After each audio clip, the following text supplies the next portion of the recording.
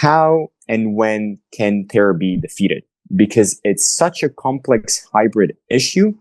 It's not a war. Like if countries are fighting, like we see right now, a war between Ukraine and Russia, it cannot go like forever.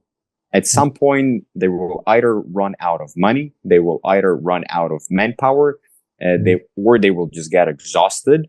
But something will happen that will break the front, and one of the countries either will have to give up, or both countries will be fatigued and exhausted.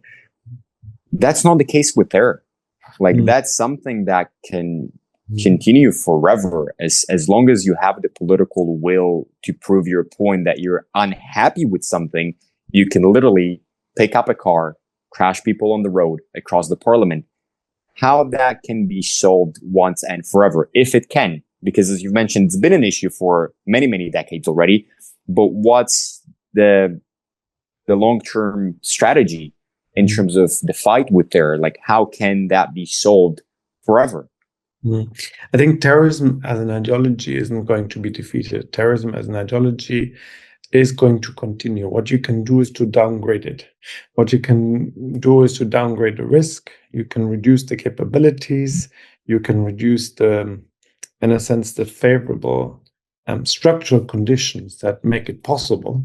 So, for instance, you want to protect parliament, you have all sorts of protective methods in order to protect parliament. If you want to protect an airport, you have all sorts of protective measures to protect an airport, planes, trains, etc., etc. So each thing individually you can protect, and you can protect it better. But each time that you protect something better, there's going to be other vulnerabilities that can be exploited. And even if those vulnerabilities themselves are not small, once you protect something else better, then the logical conclusion of the terrorist will be to go for something that is now comparatively easier, even if it's still quite hard.